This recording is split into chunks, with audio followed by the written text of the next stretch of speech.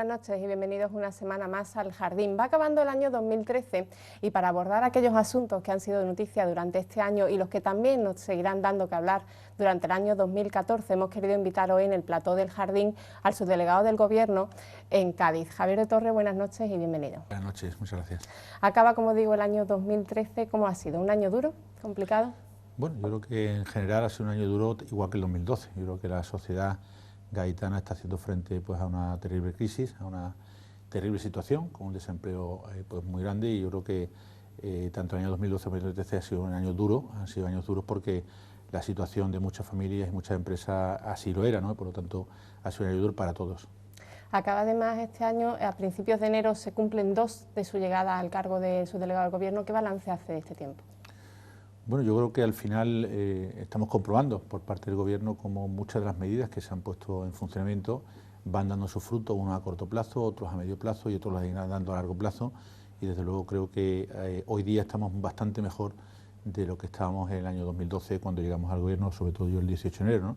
Creo que ese es el primer balance que se puede hacer, estamos bastante mejor de lo que nos encontramos, sobre todo porque las perspectivas que tenemos son mucho mejores que las que teníamos cuando llegamos. Cuando llegamos al Gobierno la perspectiva era una intervención y ahora mismo tenemos futuro propio por delante y creo que eso es importante. Dice que las perspectivas son distintas, son mejores, pero la situación ha cambiado en algo. Estamos todavía inmersos en esa crisis económica. ¿Ha cambiado en algo? ¿Lo palpa desde su cargo?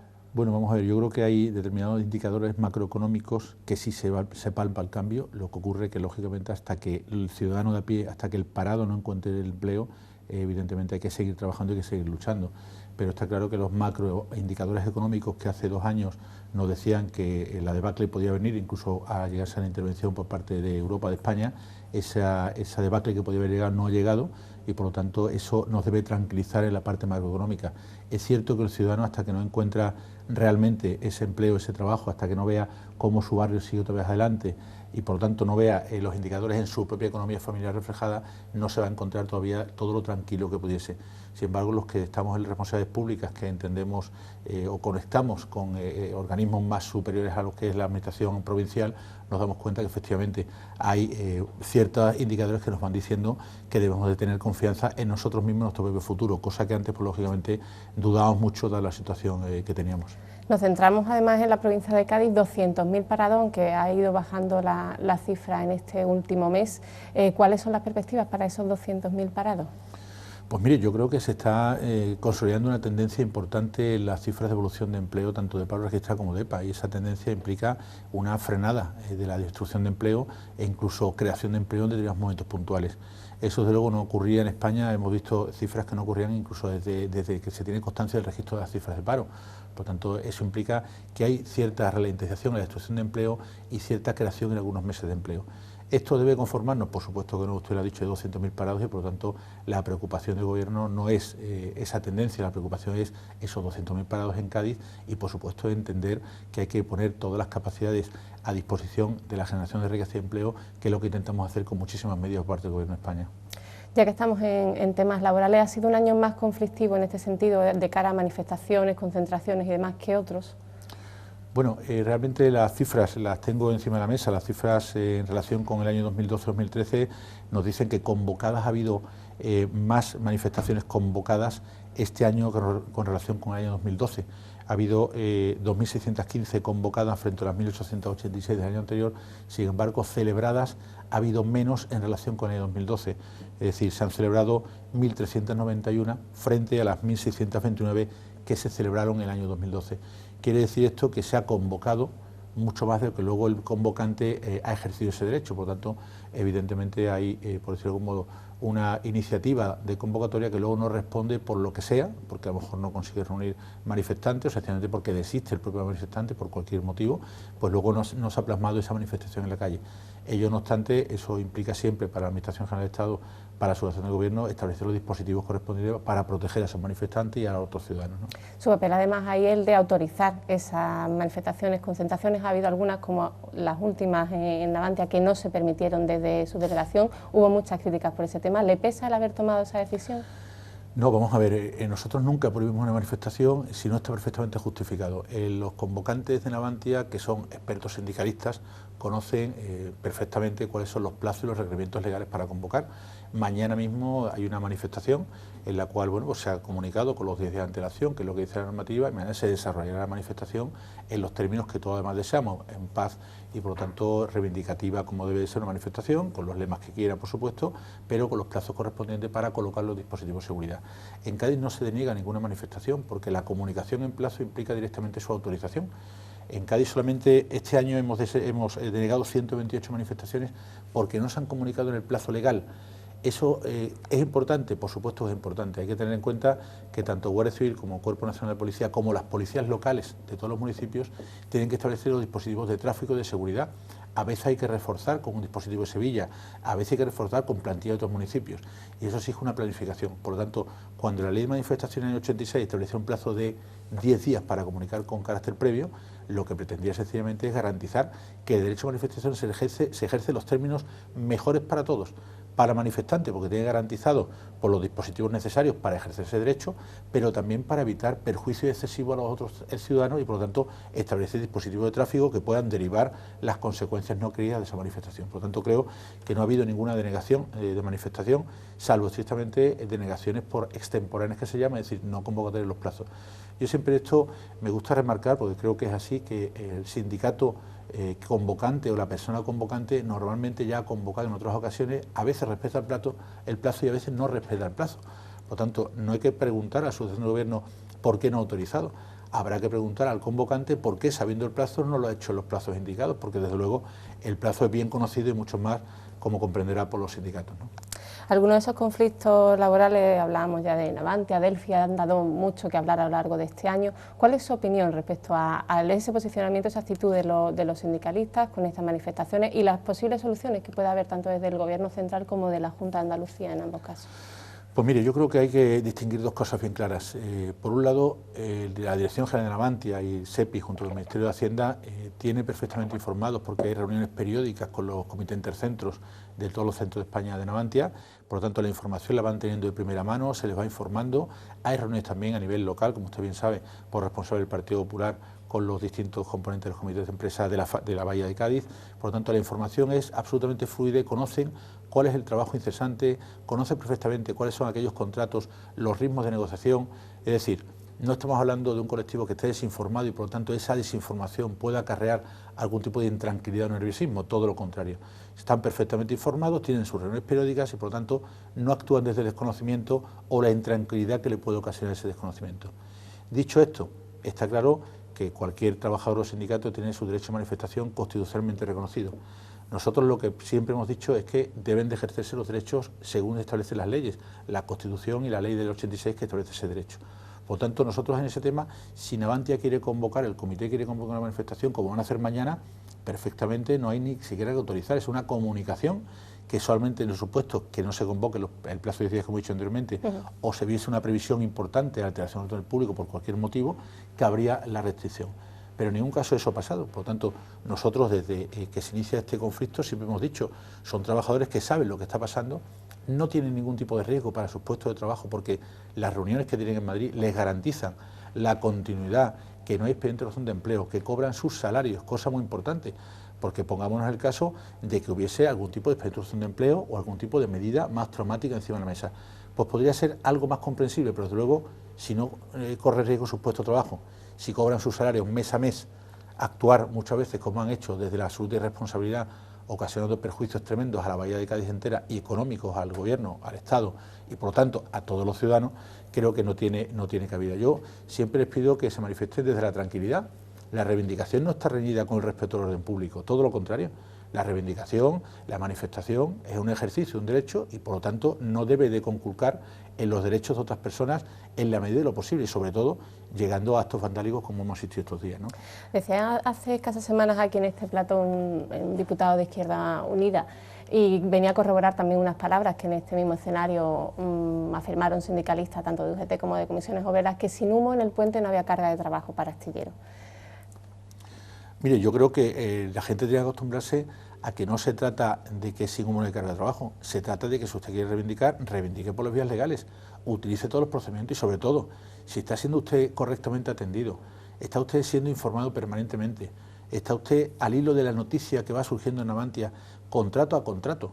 Le digo, yo no suelo comentar contrato a contrato lo que va trabajando en Navantia, porque me parece que es generar expectativas que luego pueden no cumplirse o sí, y por tanto lo importante es que existen muchísimas misiones comerciales, 133 misiones comerciales, en cerca de 30 países del mundo, en las cuales se va vendiendo el producto Navantia como un producto puntero, tecnológicamente avanzado y por lo tanto con categoría para colocarse en cualquier parte del mundo. Eso es lo importante.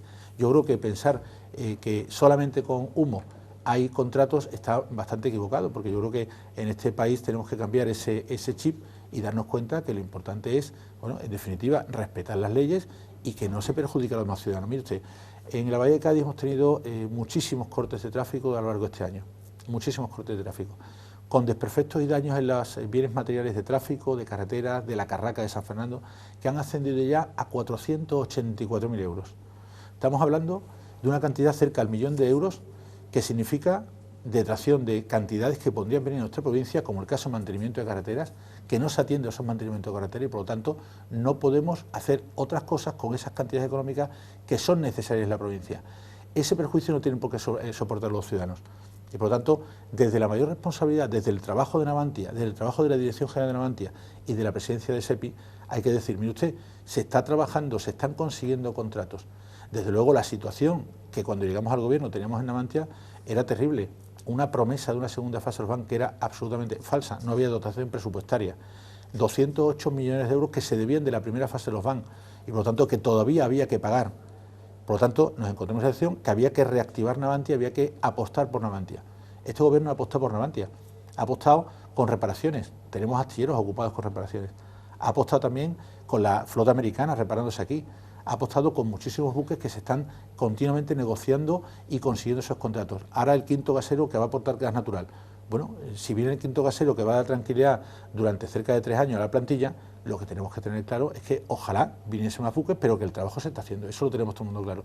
Y ese nerviosismo y esa intranquilidad no podemos justificarlo en ningún caso el hecho de que haya actos vandálicos. Mire usted, los actos vandálicos, desde luego la normativa establece que quien hace un daño a bienes públicos o incluso bienes privados, porque aquí no hemos computado los bienes de las empresas privadas de Navantia, ni los bienes, por supuesto, los perjuicios económicos que se ocasionan a toda la Bahía de Cádiz como consecuencia de la falta de movilidad, las gestiones perdidas, la falta de ingresos que existen, eso no se computa.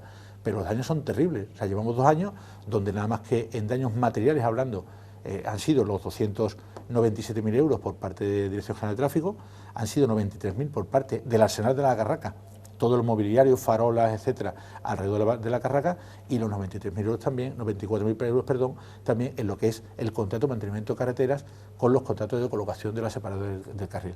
Por tanto, yo creo que hay que ser serio y decir, bueno, usted no se puede acudir a la demagogia y decir que solamente con humo. No, mire usted está informado del procedimiento, está informado de los contratos, cómo van viniendo, las negociaciones, cómo están en marcha.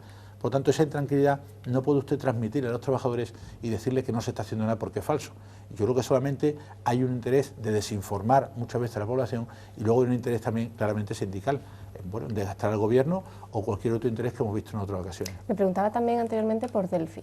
Ha habido algunas de las concentraciones, manifestaciones en las que se ha increpado a cargos públicos y también ha habido que reforzar el dispositivo de seguridad que se había establecido para determinados actos. ¿Cuál es su posicionamiento ante este respecto? Pues mire usted, yo desde que llegué a la responsabilidad me he encontrado con diferentes responsables públicos que han sufrido desde escraches hasta actos como el del otro día, se refiere al del presidente Chávez, expresidente Chávez en Chiclana. Yo nada más llegar me encontré con la alcaldesa de La Línea, que tenía en su casa montada pues una situación con trabajadores municipales solicitándole las nóminas que por cierto aún se deben, pero bueno, estaban en esa situación. Nosotros en ese momento, lógicamente, lo que hicimos fue poner dispositivo y proteger a la alcaldesa y sancionar a las personas que habían hecho tales hechos. Con el presidente Chávez hemos hecho exactamente lo mismo.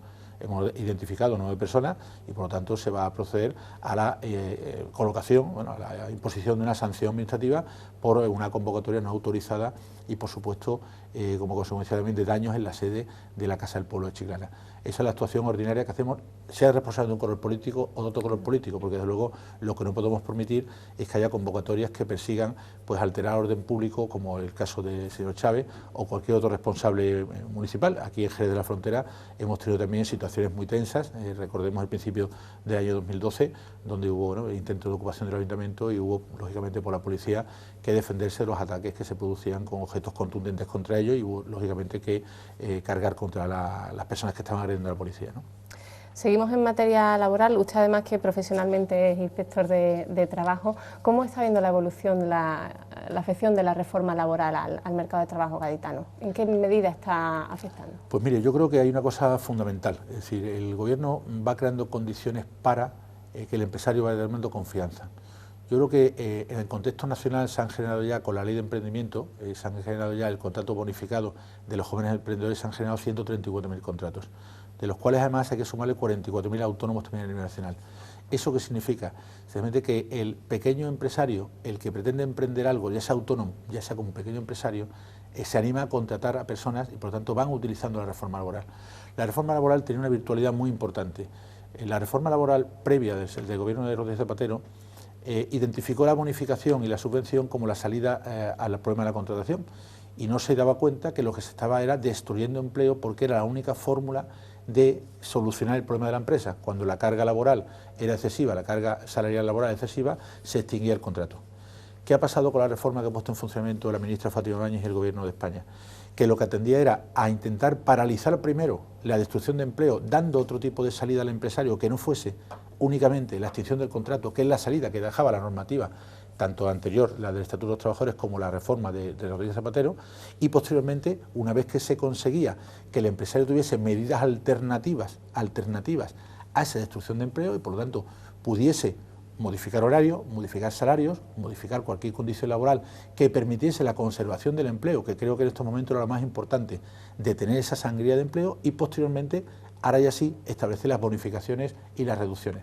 Por lo tanto, la reforma laboral dio un paso importante en la destrucción de empleo y posteriormente la ley de emprendimiento incentiva la creación y generación de empleo, tanto por contratación de personas indefinidas, jóvenes emprendedores, como también como consecuencia de la posibilidad de que autónomos, desde bonificaciones que todos tienen en mente, bueno, hasta medidas de capitalización de pago único, etcétera. Por lo tanto, yo creo que ha sido el complemento perfecto una vez que hemos detenido la destrucción de empleo. Y en este sentido, Cádiz está también en esa línea. Lo vemos en el sector turístico en Cádiz. ¿Qué ocurre? Que la estacionalidad del sector turístico es algo que tenemos que luchar contra ella y tenemos que intentar complementar durante todo el año un sector turístico potente que tenga una oferta suficientemente amplia para garantizar la continuidad de todos los contratos durante todo el año. ¿Es difícil? Claro que lo es, pero hay provincias que lo han conseguido. Por lo tanto, yo creo que Cádiz tiene potencial para conseguir que esa temporalidad en el contrato de servicio, pues consigamos aumentar aún más los periodos de tiempo en que se presta el servicio al turismo y, por tanto, garantizar esa continuidad. Vamos con otro asunto. Los presupuestos, los de 2014, se han anunciado como los presupuestos finalmente los mejores posibles y además hacia una posible recuperación, ¿no? Inversiones previstas en Cádiz hay muchísimas, más de las que quizás se esperaban en un primer momento. ¿Son esas inversiones dirigidas realmente a crear el empleo que necesita la provincia, a crear estabilidad en unos sectores en los que se prevé que vayan a generar empleo en los próximos años? Mire, los presupuestos que han estado en Cádiz tienen una virtualidad, creo que es importante, que apuesta por infraestructuras altamente olvidadas durante muchísimo tiempo, le voy a decir durante los 7 últimos años anteriores. Estamos hablando de infraestructuras que pretenden dinamizar, altamente demandadas por la sociedad, no solamente civil, sino también por el colectivo empresarial en muchas partes de nuestra provincia, y desde luego se han puesto en marcha proyectos que, como decía, se encontraban olvidados. Cuando ahora se reclama desde el campo Gibraltar la Algeciras Bobadilla, hay que decir que los presupuestos del año 2011 de Rodríguez Zapatero venían 0 euros para esa infraestructura. Por lo tanto, hemos pasado de 1,5 millones el primer año, pasando por los 14 millones siguientes, con complementos este verano, donde se ha sumado, hasta este año que van por 50 millones de euros. ¿Que podría ser más? Claro que sí, por supuesto que sí, pero hay que tener por lo menos memoria, para darse cuenta de dónde venimos y hacia dónde vamos. La apuesta de este gobierno por la infraestructura en Cádiz es la más importante que ha habido nunca en Cádiz. Somos la segunda provincia española en materia de infraestructuras que recibe más dinero, 232 millones de euros. La octava provincia andaluza, nacional, y la segunda andaluza en dinero. Por tanto, la apuesta es absolutamente decidida por revitalizar algo que se encontraba completamente paralizado. ¿Y se apuesta por el empleo? Por supuesto, se apuesta por el empleo. Creo que el mejor instrumento de inversión económica es poner a disposición de los empresarios aquella infraestructura que puede ser básicas para salir del ostracismo que nos han sometido 8 años de gobierno del Partido Socialista. Hay que recordar que infraestructuras básicas también, como el desdoble de la parte de Vejer hasta Algeciras, no se hizo ni un papel durante el gobierno de Rodríguez Zapatero. Se quedó en estudio informativo. ¿Eso qué significa? Que ahora, cuando aquí tienen prisas para que esa infraestructura se potencie y se pueda acabar, realmente creo que quien no apostó entonces por Cádiz tiene poca legitimidad para decir lo que hay que hacer por Cádiz, porque entonces se encontraba perfectamente callado.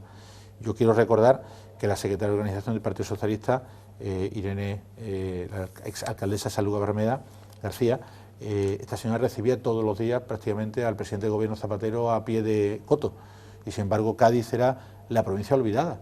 Cádiz no tenía infraestructuras, Cádiz no se apostaba por nada, se paralizaban obras tan importantes como el puente de Cádiz, se paralizaron la obra de soterramiento de Puerto Real, la famosa el tema del peaje, de la autopista, de peaje, perdón, tampoco se acometía a pesar de las promesas. Yo creo que había un contacto permanente con el presidente del gobierno y sin embargo no se aprovechaba esa oportunidad que era para Cádiz importante. Claro, ahora escuchar a estos responsables haciendo reivindicaciones importantes y pidiendo como si se le acabase de ocurrir determinadas medidas, pues parece por lo menos cómico, ¿no? ¿Y de los presupuestos de la Junta de Andalucía qué ha echado en falta para la provincia? He echado en falta que sepamos qué van a hacer. Sí, es que creo que... Hay algunas partidas que sí se han detallado, algunas inversiones concretas en San Fernando, en Chiclana. Vamos a ver, unos presupuestos generales de Estado vienen contemplados como tienen que venir. Desde el año 2010 no sabemos las partidas que vienen por parte de la Junta de Andalucía. Si usted coge los presupuestos del Estado, viene cada una de las partidas identificando el programa económico al que van adscritas, por lo tanto dotación presupuestaria, y por lo tanto sabemos esa dotación presupuestaria dónde va a ir empleada concretamente, kilómetro de carretera por kilómetro de carretera o actuación por actuación, porque debe ser así. Eso es transparencia y eso implica que todos los ciudadanos podemos saber en el trámite parlamentario previo lo que se presenta y luego finalmente lo que se aprueba para determinar dónde se van a ir esas cantidades económicas. Eso la Junta de Andalucía no lo hace desde el año 2010. Que luego vengan a decirnos que van a hacer tal cosa puntualmente en un sitio y en otro, eso no son presupuestos. Eso no son presupuestos. Los presupuestos generales es la cantidad globalizada en la cual se apuestan por cada una de las actuaciones que son prioritarias para esa administración. Por lo tanto, la priorización conlleva el riesgo de crítica, evidentemente. El Gobierno de España ha priorizado una infraestructura sobre otra. Evidentemente, dinero para todo no hay, está claro. Le pongo un ejemplo. Fomento, cuando llegó la ministra Ana Pastor, se encontró con 40.000 millones de deuda. ¿Eso qué quiere decir? Que se habían gastado 40.000 millones que no habían pagado. Por lo tanto, había que pagar eso. Nosotros ahora, muchas de las cantidades que se ponen en presupuesto van a pagar muchas veces cantidades.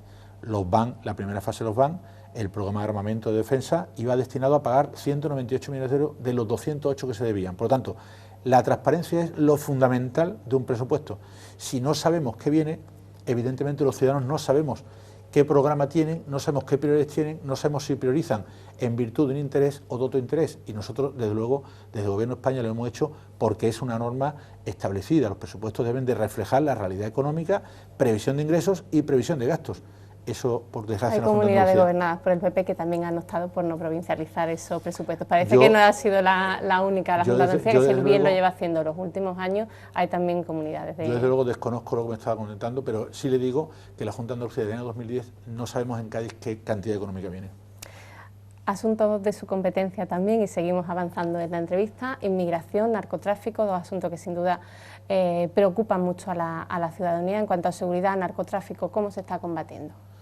Bueno, pues yo creo que la actuación de la Fuerza y Cuerpos de Estado de nuestra provincia hay que calificarla como excelente. Yo creo que, evidentemente, dos problemas importantes como tenemos, como la inmigración, hay suficientes medios y se demuestran las actuaciones permanentes que se hacen tanto por SAFEMAR como por Cruz Roja y Guardia Civil en el agua, como luego, por supuesto, por el Cuerpo Nacional de Policía en tierra, recibiendo a los inmigrantes. Yo creo que la primera atención que hay que dar es la humanitaria, es la que se da, salvar las vidas en el mar. En esto hay que decir que ha habido un importante cambio de tendencia, de una colaboración, por decirle, buena por parte de autoridades marroquíes. Podemos decir que tenemos ahora mismo una colaboración excelente. Ahora mismo rescatan más las autoridades marroquíes que las propias autoridades españolas. Por tanto, en cifras podemos decir que esa colaboración se ha incrementado y se ha multiplicado. Pero el drama sigue estando ahí. Evidentemente, pero ese drama yo creo que es muy difícil combatirlo. Es decir, cualquier persona que conozca la inmensidad de África o cualquier otro continente sabe que el primer mundo atrae muchísimo a ese tercer mundo, incluso donde no hay ni siquiera ese tercer mundo. Por lo tanto, es un drama que debemos de combatir con ayuda a la cooperación razonable y responsable, porque lo que no podemos es despilfarrar dinero para ayudas que realmente no iban orientadas a lo que es la formación, la profesionalización y, por lo tanto, la capacitación de los pueblos para ganarse la vida por sí mismos. Yo creo que eso es el objetivo principal de la cooperación internacional. Está claro que en España hubo una época en que se equivocaron tal vez esos objetivos. Yo creo que ahora, con las restricciones económicas, se encuentra más restringida también la cooperación internacional, pero esa es la vía por la que hay que apostar. Esa cooperación nos permite decir que todos los países, individualmente, y luego Europa en su conjunto, apuestan por conseguir favorecer el desarrollo de los países para evitar esas migraciones. Pero, como digo, es un fenómeno que es prácticamente imposible de controlarlo. En todo caso, es cierto que lo que desde aquí de Cádiz tenemos que hacer es intentar que se pierdan menos vidas en el agua, y para eso, como digo, la colaboración con Marruecos es magnífica, y desde luego atenderlo una vez que se encuentren en tierra de la mejor manera. Y creo que en eso también hay que agradecer el trabajo de los funcionarios del Cuerpo Nacional de Policía, que lo hacen excelentemente. Y en materia de narcotráfico, subdelegado, ¿son suficientes los recursos con los que se cuenta actualmente, teniendo en cuenta que la provincia de Cádiz es un punto caliente de entrada de droga directamente desde Marruecos? Bueno, yo creo que Cádiz tiene una ventaja y un inconveniente. El inconveniente de todo el mundo podemos saber cuál es, pero la ventaja es que se encuentra perfectamente dotado para la lucha contra el narcotráfico. El sistema de vigilancia integral del Estrecho, que se monta inicialmente para evitar las tragedias en el mar y, por lo tanto, luchar contra la inmigración ilegal, que no nos tenemos nunca que olvidar que detrás de esa inmigración ilegal existen redes que hay que perseguirlas, y esa colaboración con Marruecos es fundamental para conseguir detectar ese tipo de redes. Hay que tener en cuenta además que los delincuentes van mutando sus fórmulas organizativas, y eso hace que antes venían en pateras donde podíamos detener a una persona que era la que llevaba el timón, y ahora, evidentemente, con los barcos tipo TOY que traen las pequeñas canoitas estas, es mucho más complejo detener a nadie. Entonces, la investigación contra las redes se hace mucho más en Marruecos. Pero exactamente igual pasa en el tema de la droga. El SIBE es un instrumento magnífico a disposición de Guardia Civil para conseguir, y por supuesto también a la agencia tributaria, para conseguir que ese tráfico de drogas se minimice. Evidentemente las organizaciones van cambiando, entonces se va mutando. En vez de hacerlo ya en pequeño narcotráfico de lancha, de paterita, se va consiguiendo introducir grandes cantidades. Eso se va también, la Guardia Civil, adaptando a la información que se va teniendo, y se va luchando con eficacia contra ello. De ahí que hayamos tenido este año pasado grandes incautaciones de cantidad de droga, grandes cantidades, al darnos cuenta, lógicamente, que el narcotraficante desistía de una fórmula, o lo hacía menos de una fórmula y se iba hacia otra fórmula. Pero, como digo, yo creo que la eficacia en la lucha contra el narcotráfico en nuestra provincia es importante. Los medios son más que suficientes, la propia Guardia Civil evidentemente lo puede corroborar, y evidentemente cualquiera que diga si quiere más medios, evidentemente yo como subdelegado no voy a rechazar ningún medio, pero desde luego creo que la eficacia está en un altísimo grado, y conseguimos que los resultados sean importantes en Cádiz, ¿no? Es cierto, subdelegado, y vamos terminando esta primera parte de entrevista, es que sus declaraciones sobre cualquier tema polémico que ha existido en la provincia de Cádiz no han dejado a nadie indiferente. Hay algunas voces incluso que le acusan de tener un perfil demasiado político para su cargo institucional, y que eso podría llevar a tener recelos dentro del seno del Partido Popular de la provincia por su protagonismo. ¿Qué opina de todo esto? ¿Cuál es su posicionamiento? Pues mire usted, yo los recelos, la verdad que los desconozco, pero en todo caso yo creo que el Partido Popular y este subdelegado tenemos muy buena coordinación. Yo creo que trabajamos todos por el objetivo común de hacer Cádiz, uno de responsable de gobierno y otro como partido político, conseguimos que Cádiz tenga protagonismo a nivel nacional, que consiga evidentemente trabajo por parte de diputados y senadores magníficos, que consiguen cosas fundamentales para nuestra provincia en Madrid, y desde luego yo lo que intento es gestionar lo mejor posible los intereses de mi gobierno, del gobierno de España en nuestra provincia. Está claro que tal vez ese papel nuevo que usted me otorga se pueda poner por ausencia de, porque como el anterior subdelegado no hacía tal, pues entonces este subdelegado parece que no deben hacer. Yo tengo claro que las funciones de subdelegados son tres: una representación institucional, otra gestión de todos los organismos del Estado, de la provincia, y por supuesto defensa de los intereses políticos del Gobierno de España en esta provincia. Esos son los tres cometidos que yo entiendo que tiene un cargo subdelegado del Gobierno, y por lo tanto ejerzo en consecuencia. Pues vamos a hacer una pequeña pausa para publicidad, volvemos ahora mismo y se incorporan a la tertulia compañeros periodistas de distintas zonas de la provincia de Cádiz para seguir analizando con el subdelegado del Gobierno la actualidad de la provincia. Hasta ahora.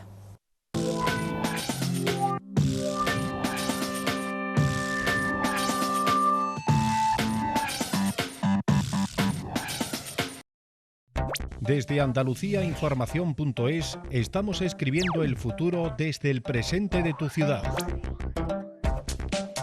Conectados 24 horas a la actualidad local con una ventana al mundo.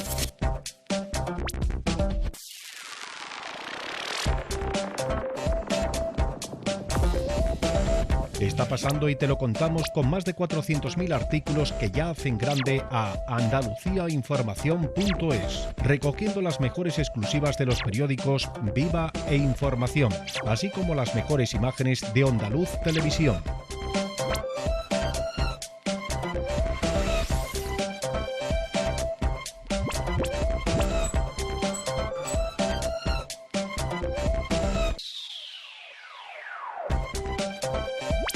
Recibe gratis y a diario en tu correo electrónico toda la información de tu ciudad.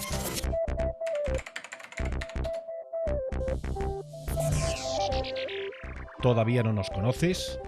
¿A qué esperas?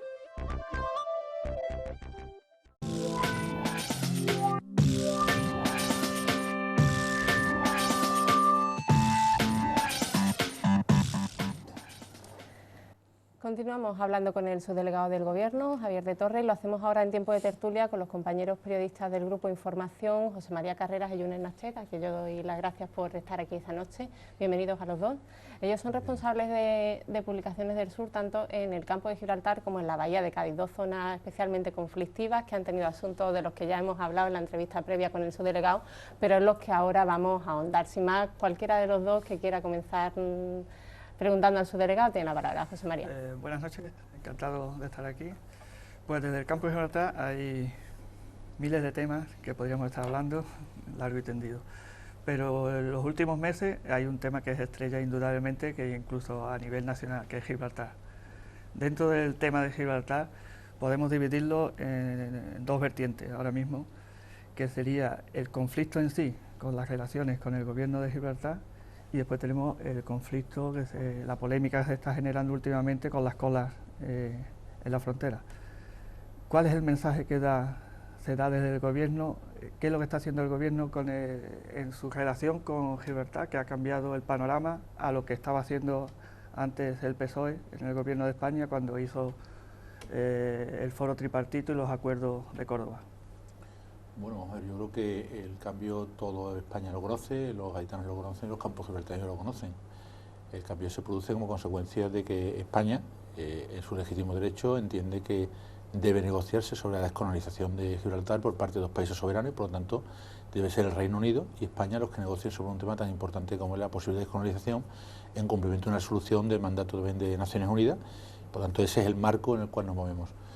Una vez dicho esto, está claro que al señor Picardo no le sienta nada bien que lo saquen del tripartito y por tanto empieza a tomar medidas de presión contra los pescadores españoles. Pero no es la única vez. Hay que tener en cuenta que esta vez han sido los pescadores, pero anteriormente fueron los pensionistas y cualquier otra vez puede ser cualquier otro colectivo. Está claro que el señor Picardo atenta contra los intereses de los pescadores españoles de manera clara, en aguas que no le corresponden, son aguas de jurisdicción española, donde los pescadores prestaban servicios desde siempre ahí, pescaban desde siempre, por lo tanto agrede a un colectivo especialmente sensible, especialmente débil, y el gobierno de España pues toma las decisiones que tiene que tomar. Primero, proteger a los pescadores a través de la Guardia Civil, posteriormente tomar decisiones también importantes que apoyen a este colectivo.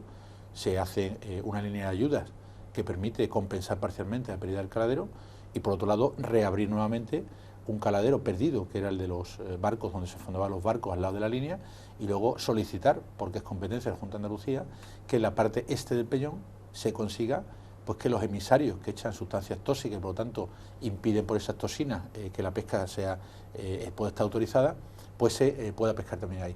De este último asunto estamos todavía pendientes de la Junta de la Comunidad Autónoma que diga algo en relación con el arreglo de esos colectores, que le corresponde o bien al Ayuntamiento o bien a la Comunidad Autónoma, porque hay un convenio entre los dos y deberán ser ellos los que arreglen esa situación, porque por lo tanto tenemos la parte este del peñón donde no podemos subsanar esta tragedia, porque en definitiva son tragedias para los pescadores no poder pescar en toda la zona más amplia.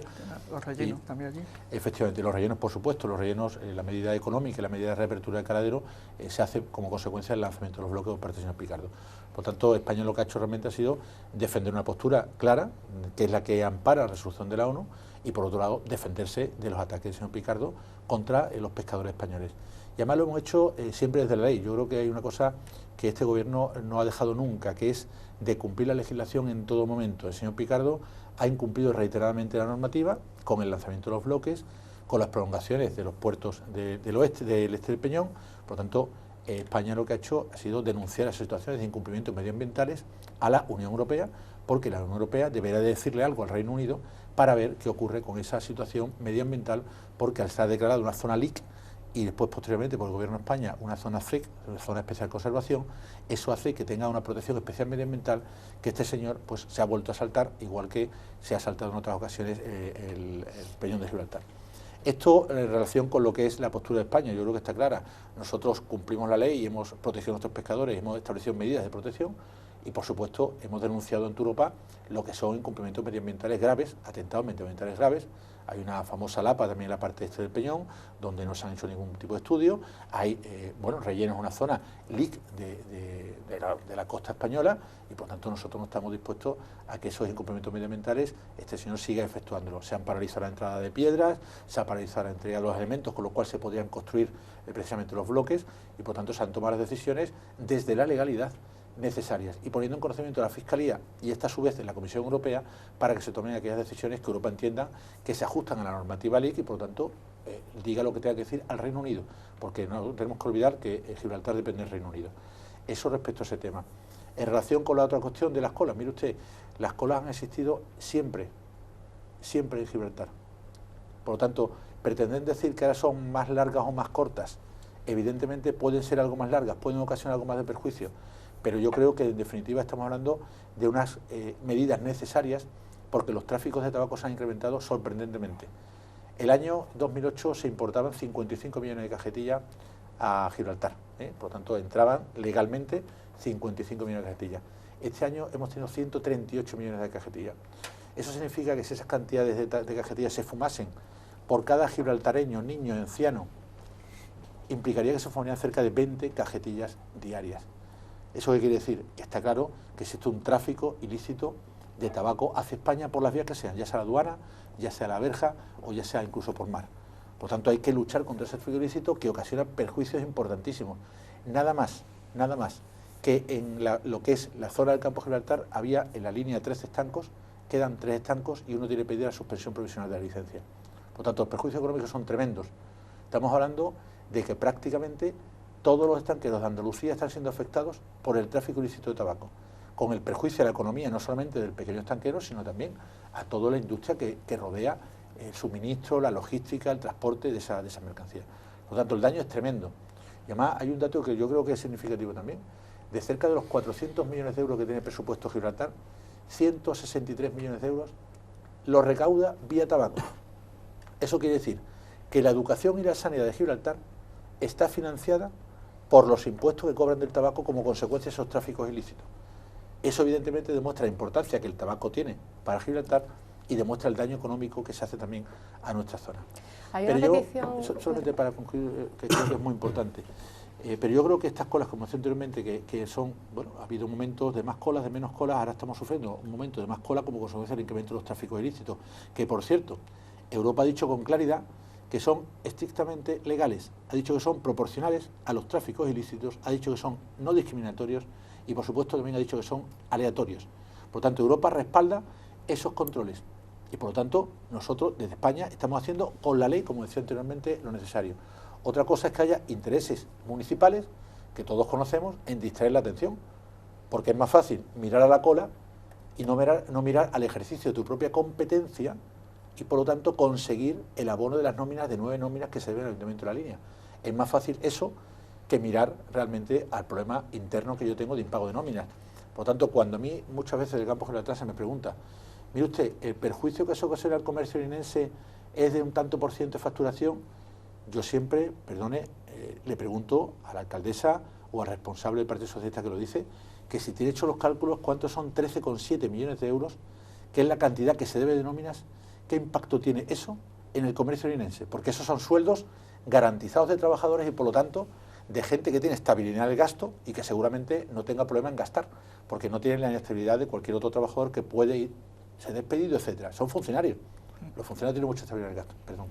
No pasa nada. Decía en relación a este tema que hay una sugerencia, una petición del grupo transfronterizo de que haya un observador permanente de la Unión Europea en Gibraltar, eso por un lado, y por otro lado quería que me valorara la famosa comida del otro día de alto dirigente del PSOE de la provincia con el primer ministro de Gibraltar. ¿Qué opinión le ha merecido? Pues mire, yo en relación al primer asunto, yo creo que, bueno, en definitiva, no tengo nada que comentar, es decir, creo que al final... ¿Sería conveniente o...? Mire usted, yo creo que la razón no la ha dado ya Europa, por lo tanto, que pida un observador permanente, la razón ya la ha dado Europa. Es decir, si Europa entiende que tiene que venir, estupendo, porque es que ya le ha dicho a Gibraltar que establezca medidas para luchar contra los tráficos ilícitos. Por lo tanto, yo, que lo quiere pedir un observador, no tengo nada que decir. Es decir, si viene un observador, creo que apoyará aún más, porque ya lo ha hecho con una visita especializada, con muchos miembros a la frontera, viendo las condiciones concretas y con las estadísticas y las cifras concretas, y ya lo ha hecho, con lo cual creo que abundaría más en apoyo de España que hubiese un observador, pero en todo caso no lo necesitaríamos, porque nosotros las cosas lo tenemos bien claras. Las cifras que acaba de poner encima de la mesa demuestran clarísimamente que esos tráficos ilícitos se han incrementado de manera importantísima y cómo redunda en la economía española. Mire usted, el año pasado se incautaron en la frontera solamente cerca de 700.000 cajetillas. Este año llevamos por 1.200.000. Quiere decir que contra más incrementa la vigilancia, más cajetillas coges. Por lo tanto, los controles favorecen la incautación de tabaco ilegal y, por lo tanto, esos tráficos ilícitos se persiguen correctamente en frontera. Y en relación con la visita del señor Zarrías, etcétera, a reunirse con San Picardo, mire usted, yo creo que hay que tener mucha lealtad cuando se tratan temas de esta delicadeza y darse cuenta sobre todo de los errores. Yo escuché una vez una entrevista al señor Rubalcaba hace aproximadamente 9 meses que dijo que volvería a hacer lo mismo que hizo el gobierno de Rodríguez Zapatero. Yo realmente creo que ese mensaje a los ciudadanos es muy peligroso, y el mensaje que dieron el otro día estos señores reuniéndose con Picardo era que pretendían abundar en el error del foro tripartito, pretendían abundar en el error de pensar que el señor Picardo es un enemigo que es convencible de que su política puede cambiar, porque estamos viendo, y lo hemos vivido todos los campos gibraltareños durante mucho tiempo, los continuos exabruptos, los continuos insultos, a los cuales nunca hemos entrado, porque no pensamos entrar a ningún tipo de provocación, señor Picardo, creemos que no es la vía. Por tanto, hay que respetar, lógicamente, la política exterior que marca el gobierno, y creo que este tipo de conversaciones no favorecen nada, pues creo que la transparencia que todos los ciudadanos debemos de tener y exigir a nuestros responsables públicos en la gestión de temas tan importantes como este. Picardo ha anunciado un imposible acuerdo de pesca para que los pescadores puedan volver. ¿Se contempla, por ejemplo, la retirada de los bloques? ¿O eso sería un primer paso, una especie de gesto de acercamiento? Vamos a ver, el señor Picardo, que yo tenga ahora mismo constancia, hemos tenido como 6 intentos de regulación, comisiones, nuevas comisiones negociadoras donde se iba a fijar la ley de pesca, donde se tendría en cuenta, donde el acuerdo llegaría, y estamos aquí.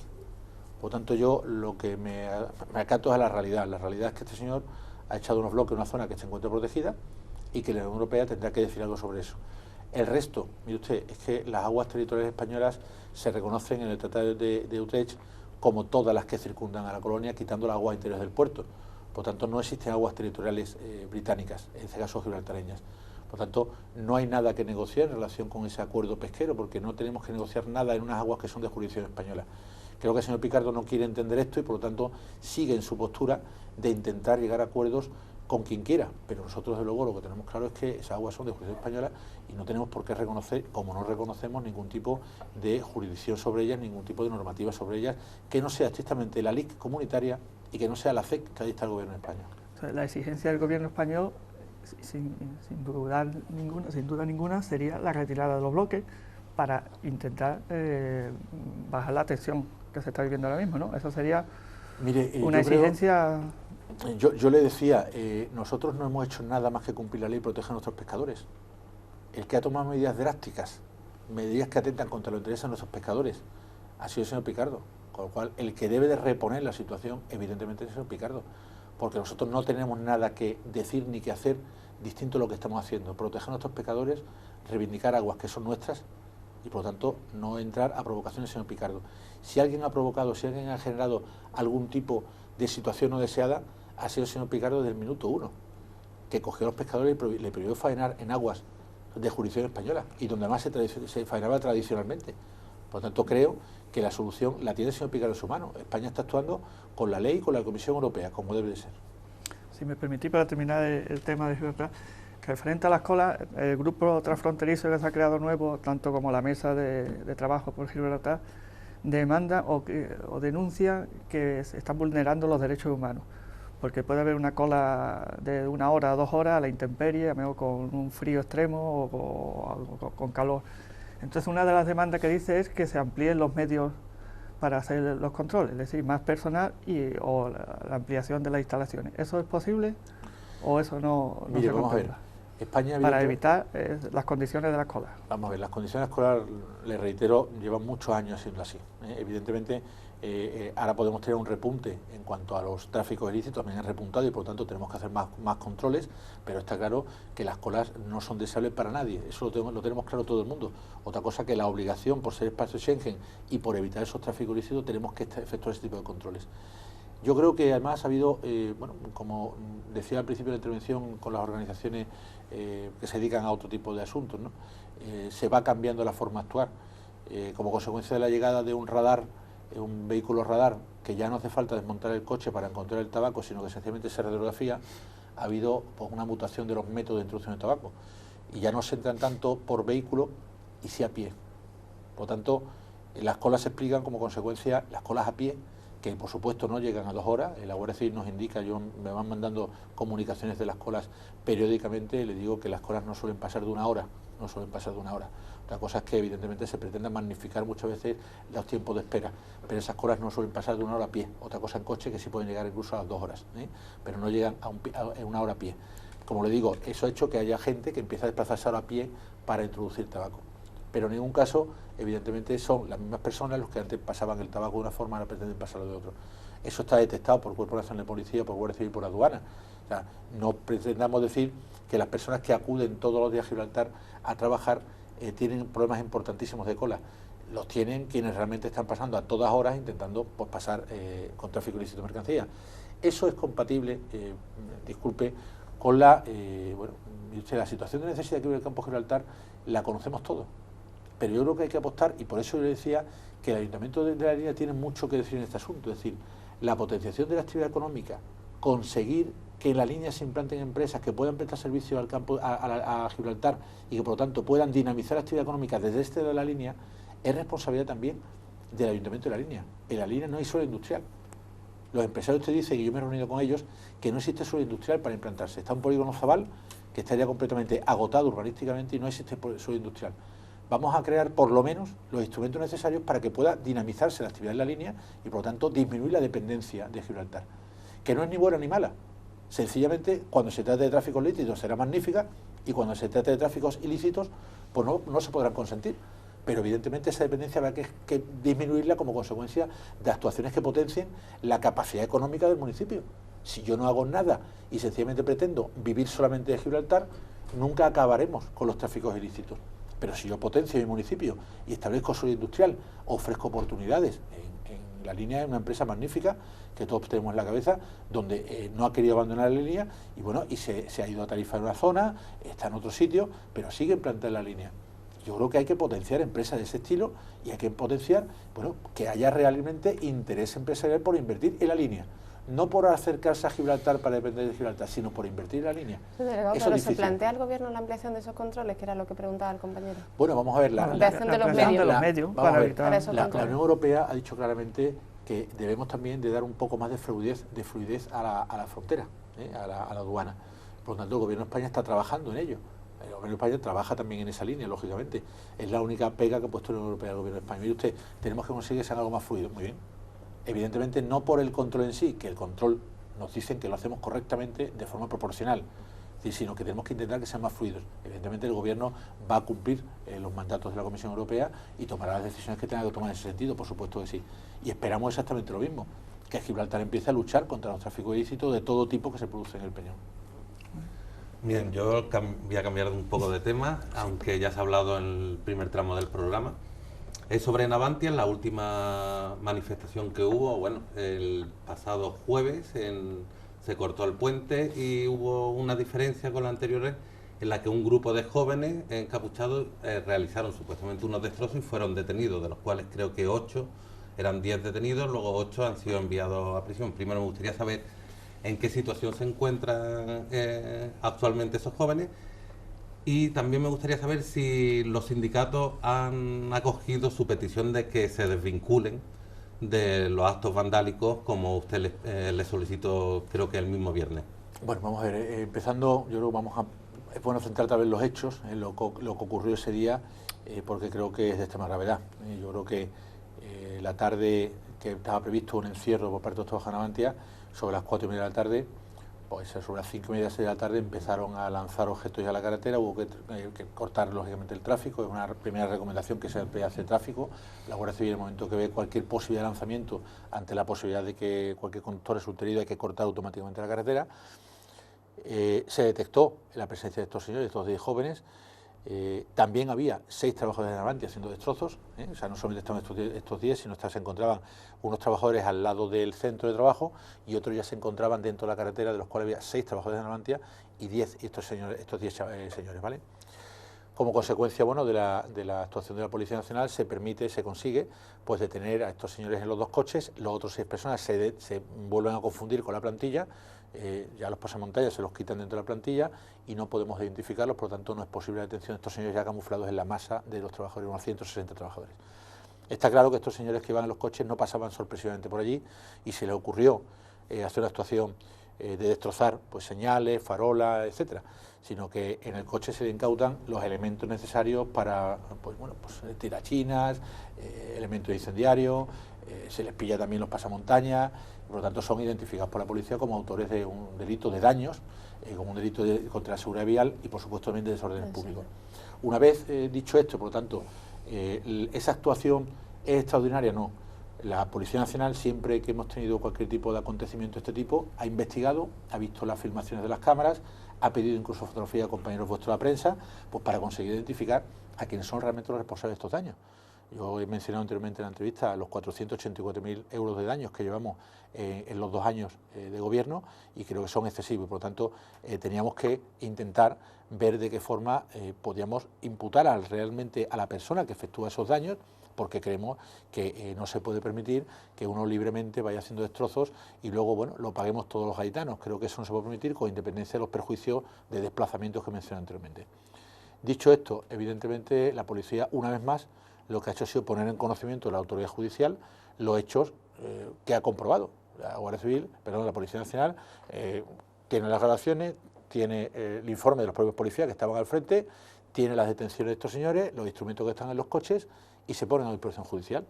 Y su señoría en este caso entiende que sí hay, ahora sí, porque esto lo hemos hecho otras veces y tenemos imputados por parte de la Fiscalía y por parte de los jueces a otras personas, pero bueno, se está el procedimiento en marcha y no sabemos qué ocurrirá. Pero en este caso concretamente el juez ha entendido, con los hechos que se han puesto encima de la mesa, que existe riesgo de que reiteradamente vuelvan a hacer lo mismo y por lo tanto los mantiene en prisión. Nosotros ahí, yo no tengo más que respetar la decisión judicial. Nosotros, lógicamente, por parte del Cuerpo Nacional de Policía, trabajamos para evitar que una persona que destroza bienes públicos pues salga impune. En unos casos los conseguimos, otras veces no. Esta vez hemos conseguido detener a personas que estaban rompiendo pues bienes públicos. Y yo creo que el mejor ejemplo de que siempre lo hemos hecho ha sido lo que mencioné anteriormente: cualquier manifestación, como en la Casa del Pueblo de Chiclana, donde hay unos daños, evidentemente esa persona ha sido denunciada también por daños. Que luego el juez entiende que eso es motivador de prisión, eso es la autoridad judicial la que determina las medidas correspondientes. La situación actual, que creo a día de hoy, se encuentran ingresados en la cárcel de Puerto 2 y pendiente, bueno, del recurso que presenta la defensa. Que por cierto, y le digo por lo de desmarcarse de las protestas, es sorprendente que alguien que está diciendo que son chavales que no tienen nada que ver con Navantia y que bueno, que son algo esporádico, que pasaban por allí casi, le ponga la propia asistencia jurídica por el Comité de Empresa Navantia. Creo que queda clarísimo que esas acciones son coordinadas, como dice el propio juez en el auto de ingreso y prisión, dice que eran acciones coordinadas, no acciones puntuales y sorpresivas, sino está hablando de que estas personas participaban y hay indicios suficientes, lo dice su señoría, de que estas personas podrían repetir ese tipo de actos. Por tanto, la apreciación judicial hace que nos tengamos que quedar ahí y sencillamente esperar pues que los recursos puedan prosperar para, por supuesto, la libertad, con las medidas cautelares que el juez estime, con los tiempos procedimentales que estime su señoría. Dos cuestiones sobre este mismo tema, que le contesta a los que acusan de que son cabezas de turco, que son utilizados como cabezas de turco, y por otro lado también se ha generado un debate alrededor del tiempo que estuvo el puente cerrado. ¿Que el puente era el tiempo necesario que tenía que estar? Vamos a ver, en relación con cabeza de turco, yo creo que hay que ser claro, ¿no? Es decir, yo estoy absolutamente de acuerdo que a ningún familiar de estas personas le puede gustar, como no nos gustaría a ninguno de los que estamos en la mesa, que un familiar nuestro se encontrase en prisión. Pero dicho esto, hay que ser también responsable con las acciones que uno lleva a cabo. Por tanto, cuando te han cogido cometiendo un ilícito penal, un juez ha valorado que eso es un ilícito penal, no estamos hablando de cabeza de turco, estamos hablando de unos hechos comprobados, valorados por la autoridad judicial y, por lo tanto, aplicado la medida que entienda correspondiente. Por lo tanto, cabeza de turco, nada. Por otro lado, he mencionado al principio de mi intervención que también tenemos detectados 6 trabajadores de Navantia que no pudieron ser detenidos porque la técnica que utilizan era mezclarse posteriormente con el tumulto de gente. ¿Bien? Un Sí. inciso, ¿por qué no se les detiene durante las acciones? Mire, la Policía Nacional, que como comprenderá es la que dirige ese tipo de actuaciones en el sentido técnico de la palabra, es muy cuidadosa con 2 principios, la prudencia y la proporcionalidad. Es decir, en el momento que nosotros entramos el cuerpo a cuerpo con ellos, podemos pensar, ¿qué ganamos? Podemos tener heridos por parte de ellos, graves, porque evidentemente la policía no se anda con chiquitas cuando interviene, y también podemos tener heridos graves por parte del Cuerpo Nacional de Policía, y lo hemos tenido en las últimas manifestaciones, tuvimos un herido. Por lo tanto, siempre hay que ponderar mucho cuándo hay que intervenir, hasta qué punto hay que intervenir, porque evidentemente en muchas ocasiones, y ha pasado a lo largo del 2012, se ocupaba la carretera, estaban un cuarto de hora, interrumpían el tráfico, fastidiaban también a la bahía y posteriormente se retiraban. Por lo tanto, si no tenemos información de lo que van a hacer, hay que actuar con mucha prudencia. Si salen un poco a cortar y hacemos detenidos, pensamos que deben de retirarse y de restablecer el tráfico. Cuando fueron los operarios de limpieza a limpiar la carretera, fueron amenazados por los trabajadores de Navantia, que disponían de tirachinas y elementos contundentes para evitar que limpiese la carretera. Por lo tanto, esos mismos operarios han puesto una denuncia ante el juzgado por coacciones contra los trabajadores de Navantia. Esa denuncia está puesta. Efectivamente, está puesta. Por lo tanto, la Guardia Civil y la Policía Nacional ya aconsejaron a estos señores que, a pesar de que esa amenaza podía haber sido fulminada a las 3 o a las 2 de la mañana, que no actuasen, porque de noche ni se ve lo que te lanzan ni se ve dónde lanzas. Por lo tanto, podría existir riesgo de integridad física para ellos y para nosotros. Por lo tanto, habría que tener desde el principio de prudencia la mayor cautela a la hora de ponerte a limpiar la calzada de noche sin saber si va a venir un señor y te va a pegar con un tirachina y te va a hacer un destrozo en un operario o en Policía Nacional. Por tanto, por eso es el motivo por el cual no se pudo limpiar la calzada hasta que amaneciese. Y cuando amaneció estaban todavía los señores concentrados. Por tanto, la prudencia es lo que marca siempre las actuaciones. Y en relación con el otro asunto que me está preguntando en cuanto al tercer carril reversible, que me imagino que se refiere a eso, mire usted, los técnicos reales son los técnicos de tráfico. Yo cuando escucho decir, expertos dicen que, a ver, yo como comprenderá, como subdirector del Gobierno y la Jefatura Provincial de Tráfico, el máximo interés es restablecer las medidas de seguridad primero para poder restablecer el tráfico. Y por lo tanto, cada vez que se ha cerrado el puente y se ha reabierto el tráfico, han sido criterios estrictamente técnicos de los que reparan el puente, de los que ponen las piezas, de los que saben cuándo viene la pieza y cuándo viene la pieza. Por lo tanto, esta seguridad, como comprenderá, yo no estoy reparando el puente. Yo lo que estoy es pendiente de cuándo se puede reabrir y cuáles son los costos que nos cuestan a todos los gaditanos, que es lo que estoy. Porque de luego, como comprenderá, yo lo que tengo interés es que no haya una situación de inseguridad, porque el puente colocado con los noyeses, como pasó el otro día con el Levante, que se movían con los sacos de arena que se encontraban encima, eso ocasiona una situación de riesgo que evidentemente la Dirección General de Tráfico no puede permitir más que el tiempo estrictamente necesario, porque nos jugamos la seguridad de las personas que cruzan por el puente. Por tanto, yo creo que en esos temas, tal vez el dejar caer, como ha hecho algún medio de comunicación, dejar caer la posibilidad de que se retrase intencionalmente me parece lamentable, porque yo creo que hay que ser claro. Mire usted, el interés principal nuestro es restablecer las condiciones de seguridad del puente y que vuelvan a circular el vehículo. Y tal vez habría que preguntarle a los miembros del comité de empresa y los que hacen los destrozos si su interés no llega a lo mejor tanto y se han pasado, que es lo que le ha pasado más de una ocasión, que creo que a lo mejor no se han dado cuenta, no han medido suficientemente la importancia de los daños. Estamos hablando de equipos complejos, equipos que las piezas no vienen tan rápido porque hay que pedir recambio, donde las conexiones, como saben ustedes bien que son periodistas, los cables ópticos van en su totalidad. Por lo tanto, cables complejos, tecnológicamente difíciles de conseguir y donde evidentemente el tráfico tiene los repuestos que tiene para primera actuación de emergencia, pero no para cambiar un dispositivo como ha ocurrido en 2 ocasiones en los últimos meses de noviembre, ¿no?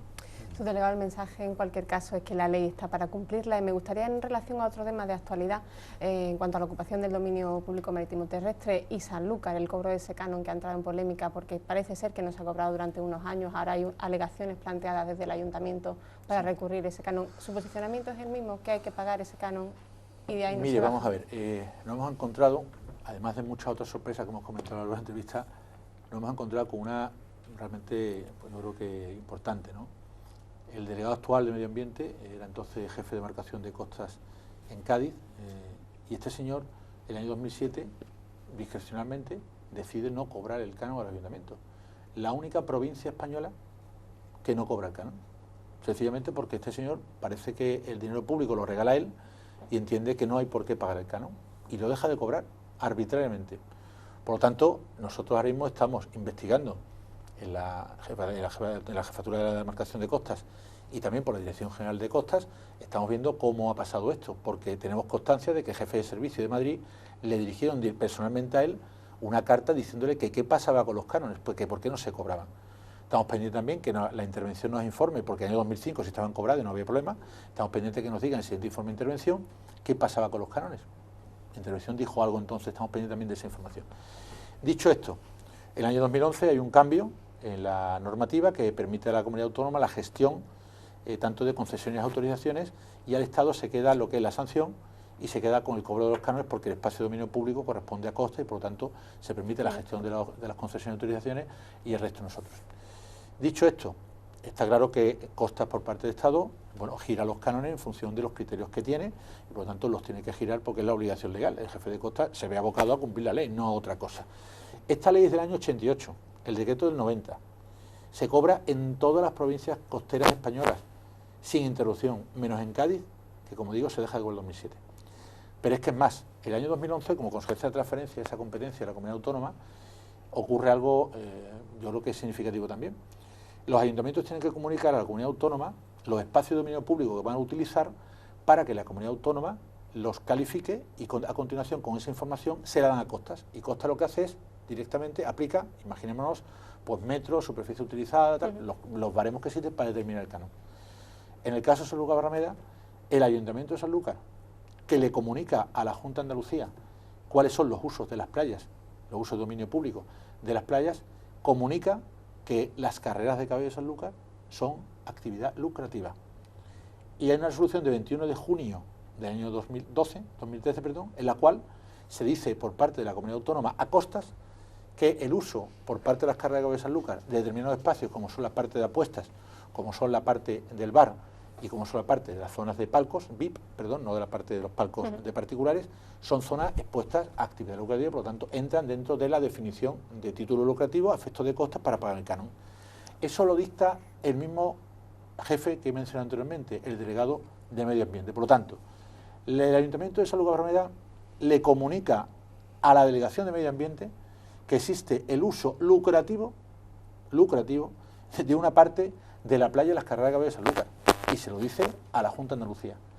Este señor, el delegado de Medio Ambiente, dicta una resolución en la cual califica como lucrativo esos usos y por lo tanto Costas, en virtud de la normativa, si es lucrativo, que me lo han calificado Ayuntamiento primero y después la propia resolución de 21 de junio, yo evidentemente lo que hago después es girar el canon que compete, ni más ni menos. Por lo tanto, este alarmismo... Quiere decir que ha sido un fallo de ellos porque ahora defienden exactamente lo contrario, que no tiene fines vamos a ver, lucrativos. no, sencillamente se trata de echar tierra a quien sea, menos reconocer lo que ellos han dicho. Yo he hablado con el presidente de la Carrera de Sanlúcar y le he dado la resolución de la Junta de Andalucía, en la cual califica como lucrativo el uso de las carreras de Sanlúcar en las partes que digo. Porque claro, luego está la confusión que se pretende también extender de que la parte donde corren los caballos se está sujeto a canon, ni mucho menos. Está sujeto a la parte que el Ayuntamiento y la Junta de Andalucía han decretado como sujeto a uso lucrativo y por lo tanto sujeto a canon. Porque las partes que no son lucrativas no están sujetas a canon. Todos los módulos de Cruz Roja, todo lo que no sean chiringuitos... Brevemente, porque vamos terminando. Sí. ¿Qué consecuencias podría tener? ¿Qué resolución van a tomar? ¿Pueden derivarse acciones judiciales incluso para reclamar esos pagos que no se han hecho durante los años últimos? Nosotros por ahora lo que estamos haciendo es ver desde la Dirección General de Costas qué medidas podemos emprender, bueno, para depurar responsabilidades, porque este señor hizo una dejación de funciones creo que evidente. Por lo tanto, tenemos que ver cuál es el motivo de que se dejase de recaudar esa cantidad, ese canon, Y luego, evidentemente, llegar a acuerdo con los ayuntamientos porque hay que pedir las 4 años de prescripción. Y tendremos que intentar ver de qué manera menos lesiva para los ayuntamientos, porque el daño que hizo este señor dejando de recaudar lo vamos a pedir nosotros ahora. Con lo cual habrá que ver cuáles son las vías legales que tenemos para hacer el mínimo daño a los ayuntamientos, pero desde la responsabilidad de sabiendo que no podemos dejar de recaudar un canon que establece la ley del año 88 y que se recauda en todas las provincias andaluzas. Es que yo creo que nadie está descubriendo, y parece que el Ayuntamiento de San Lucas está descubriendo América ahora, parece que se dan cuenta que hay que pagar un canon. El canon hay que pagarlo desde el año 88 con el reglamento del 90 y se lleva pagando ininterrumpidamente hasta el año 2007. Por tanto, creo que sorpresas nos las hemos llevado nosotros cuando hemos llegado viendo que no se había cobrado. Todo lo contrario que ellos, que sabían que había que cobrarlo, no lo han cobrado y seguramente, que eso lo desconocemos, igual hasta lo han repercutido a quien corresponda. Y habrá que pedir, bueno, ese canon habrá que actualizarlo y por supuesto habrá que pagar el canon que corresponda, como cualquier otro ciudadano que utiliza un proceso de dominio público bajo una concesión administrativa. Bueno, pues hasta aquí el programa de hoy, no tenemos ya tiempo para más. A ustedes, como siempre, les espero la próxima semana, espero que haya sido de su interés los temas que hemos abordado. Como digo, les esperamos el próximo jueves en el Jardín, en el plató de Onda Luz. Hasta entonces, sean felices.